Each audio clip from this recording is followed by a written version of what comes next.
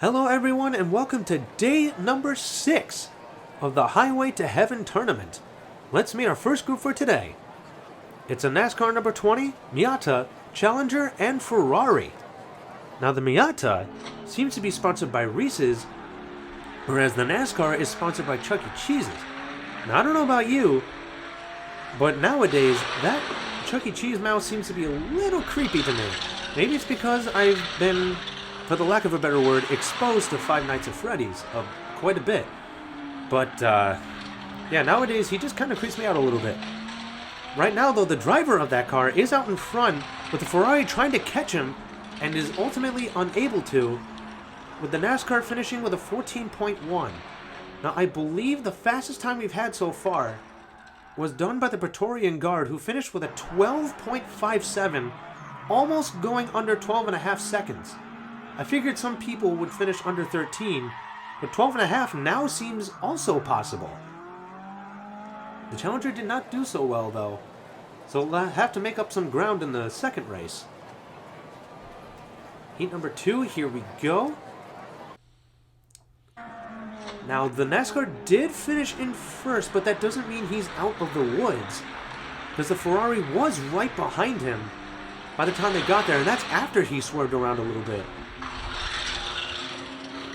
NASCAR is out in front. Again, the Ferrari is keeping up with him, and he does have the tighter turn, so maybe he'll have an upper hand, but that open track does change a few things. And they finished at about the same position, this time just finishing a little bit faster. Miata finishes in third, and the Challenger, I was saying they needed to make up some ground, but they actually lost a lot, and they stop not even finishing. That particular turn seems to have killed a few of our racers, because we've seen multiple times now a racer stop on that particular part of the track in that particular lane. We've seen before some of the wider turns can kill some speed, but that's definitely evident here. Race number 3. It is actually the Ferrari that takes a little bit of a lead here, but the NASCAR does have the tighter turn, as does the Miata. Are they going to be able to take advantage? NASCAR does, but the Miata not so much. Now the Ferrari is out in front. Can they hold on to it this time? They do get into the open part of the track. NASCAR trying to find a way around him, but they lost some momentum after the first collision, and it's the Ferrari that finishes in first this time. Here comes the Miata, and the Challenger. Are they going to be able to finish? They're not moving that fast.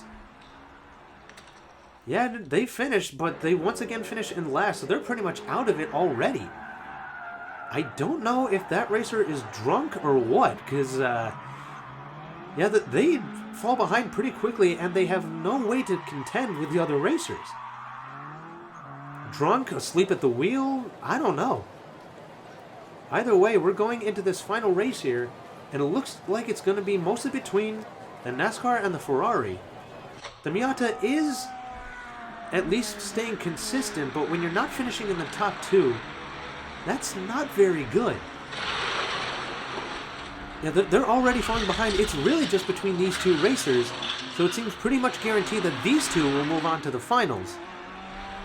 The Ferrari is trying to stay in front of the NASCAR, actually is able to, but they both start to slide a little bit, and the NASCAR's trying to find his way around the Ferrari, but did not have the speed to pull that off.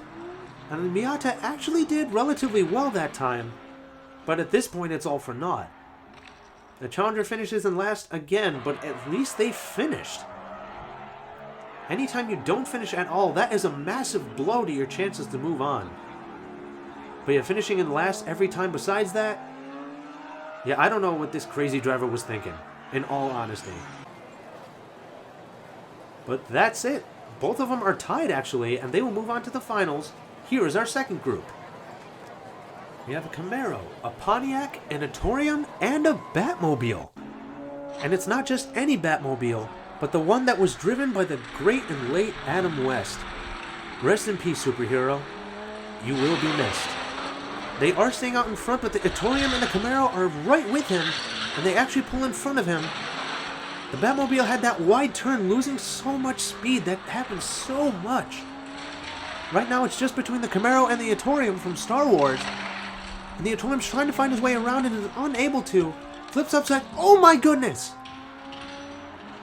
That was an extremely rough collision. We're going to have to check on the drivers because that was absolutely brutal. We're going to have to look at that one again. Because the Etorium already was upside down, but the Batmobile was unable to slow down fast enough to avoid that collision. It's one of those things where it's just so rough, but you can't help but keep watching. It is the Camaro that wins that first race, though, and it looks like the racers are okay, so we are going to continue. Oh my goodness, I don't know if I'd want to drive after that. But it looks like they do have their bearings, and they're keeping up with the Camaro again. The Batmobile will have one of the tighter turns, so hopefully they'll be able to take advantage of that.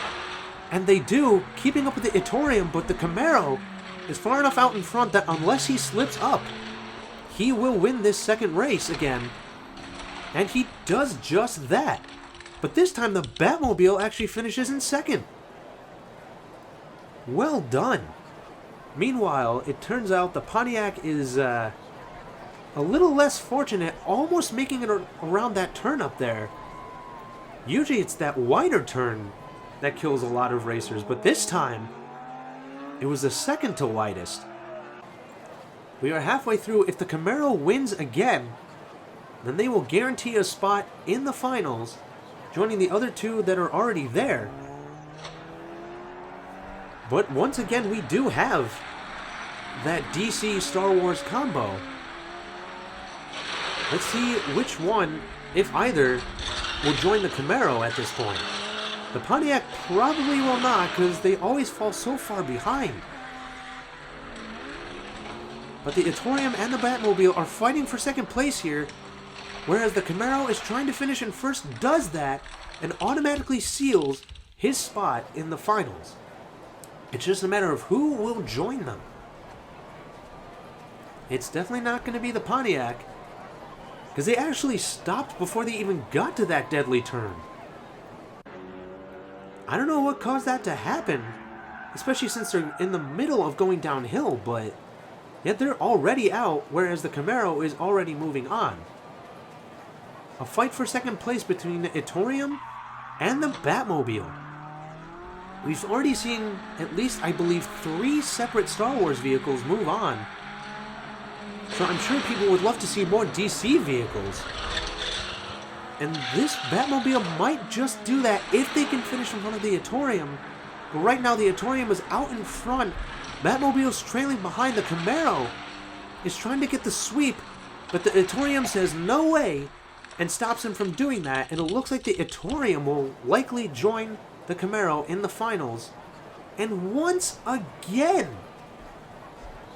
the Pontiac doesn't even finish. In fact, they end up almost derailing, getting stuck on the wall. Somehow, that racer did worse and worse every time. I don't know what that moronic driver was thinking, but they only got 1 point. Meanwhile, let's move on to the finals.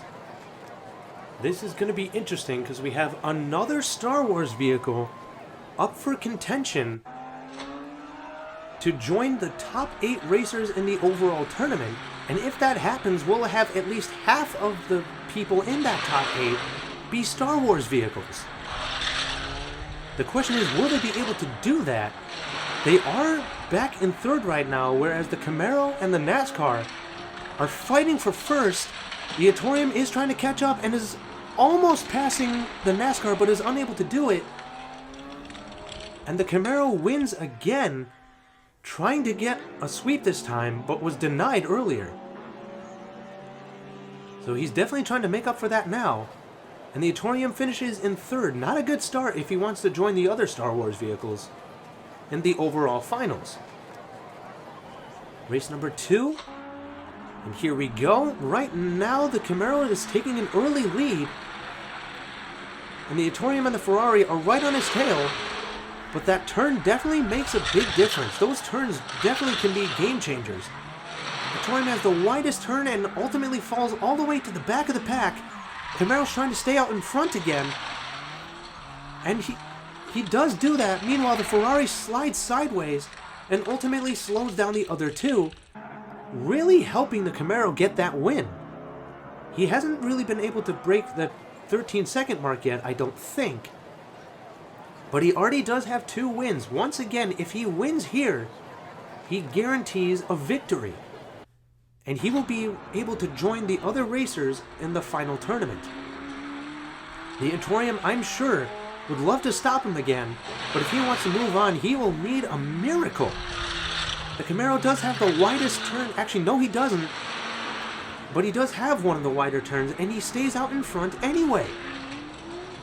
Meanwhile, the Etorium actually kind of knocked the NASCAR vehicle loose a little bit, and we do have a bit of a pileup, but the Camaro still wins.